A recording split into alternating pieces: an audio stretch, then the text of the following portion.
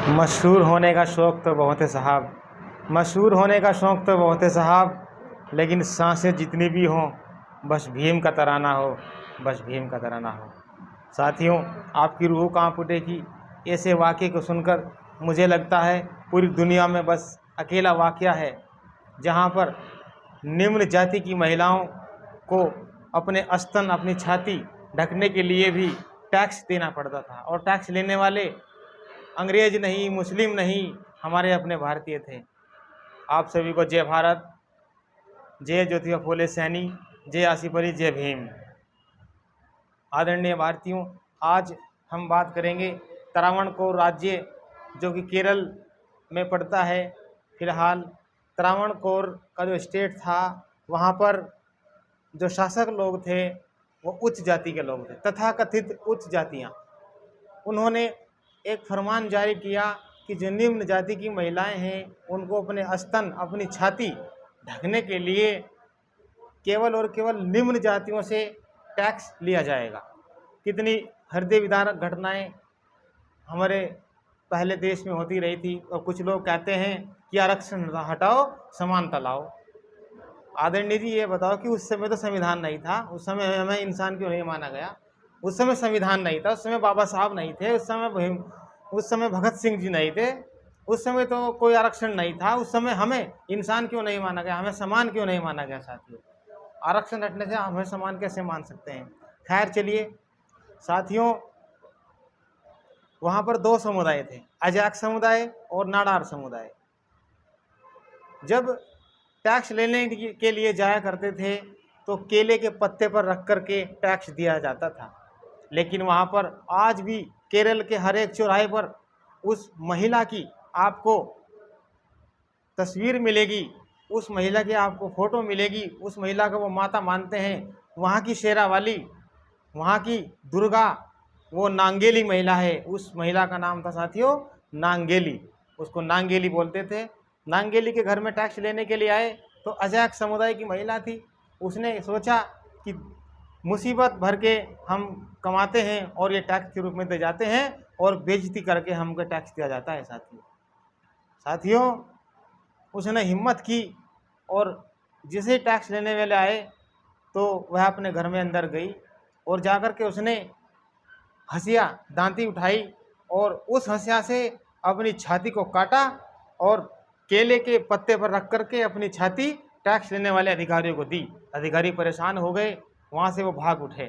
तो साथियों, लेकिन खून बहने से, क्योंकि उस समय देखिए मेडिकल उस समय नहीं था, अत्यधिक ब्लीडिंग हुई, खून ज़्यादा बहा तो उस महिला की मौत हो गई। वह महिला शहीद हो गई अपने समाज के लिए, अपने भारत के लिए, भारत के लोगों को न्याय दिलवाने के लिए। लेकिन अजाक समुदाय के अंदर एक लहर दौड़ पड़ी। इसी तरीके से सभी लोगों ने वहाँ पर विरोध किया और 1729 से 1924 तक 1729 से 1924 तक यह टैक्स लिया जाता रहा साथियों, यह टैक्स लिया जाता रहा साथियों।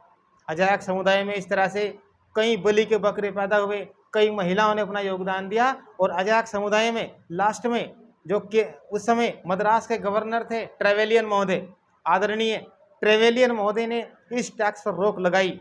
लेकिन नाडार समुदाय में यह टैक्स जारी रहा साथियों। इसी तरीके से नाडार समुदाय के अंदर भी बलि के बकरे पैदा हुए, उन्होंने भी विरोध किया, और वहाँ पर भी धीरे धीरे 1924 तक यह टैक्स बिल्कुल अंतिम रूप ले लिया गया साथियों। यह टैक्स कैसे बंद हुआ, आप इसकी कहानी को समझ सकते हैं, बड़ी मार्मिक कहानी है। यह टैक्स ऐसे बंद नहीं हुआ है, कुर्बानी दी है, जो गलत हो रहा है उसके प्रति बोले हैं साथियों। क्या नांगेली महिला अगर अपनी छाती ना काटती, अपने स्तन ना काटते, क्या वह टैक्स बंद हो जाता? नहीं साथियों। भगत सिंह जी ने भी कहा था कि हम नकली दुश्मनों से लड़ रहे हैं, अंग्रेज हमारे नकली दुश्मन हैं, असली दुश्मन तो हमारे देश में मौजूद हैं, हमारे ही लोग हैं, हमारे भारतीय हैं जो हमारे लोगों को गुलाम बना कर रखते हैं साथियों। भगत सिंह जी के उस वाणी को लिए इस अच्छा उदाहरण मैं नहीं मानता हूँ, और पूरी दुनिया में शायद ऐसा उदाहरण अकेला हो जहाँ पर छाती ढकने के भी टैक्स लिया जाता हो साथियों। अब आप सोचिए कि यदि कानून ना होता, संविधान ना होता, आज़ाद होकर भी हम बिना आज़ादी के ही रहते साथियों। आप सोचिए कि जब गरीब व्यक्ति पर टैक्स नहीं होगा, पैसे नहीं होंगे, खाने के लाले पड़ जाएंगे, तो उस पर टैक्स नहीं दिया जाएगा। जब टैक्स नहीं दिया जाएगा तो महिलाओं का शोषण होगा, उनके वो अंगों का दुराचार करेंगे उनके साथ, और उनको मजबूरीवश जेल में ना जाएं, अपने घर वालों को जेल में ना भेजना पड़े, खुद ना जेल में जाना पड़े साथियों, वो विवश होकर के अपने शरीर का उपभोग करने के मजबूर हुआ करती होंगी साथियों।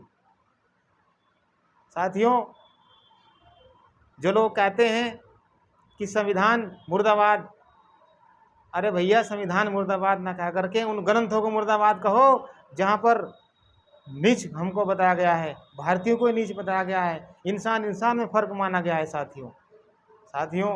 डॉक्टर बाबा साहब भीमराव अम्बेडकर, भगत सिंह जी, नांगेली महिला जैसी बलि के बकरे समाज में ना होते तो क्या आज हम खुलकर सांस लेते।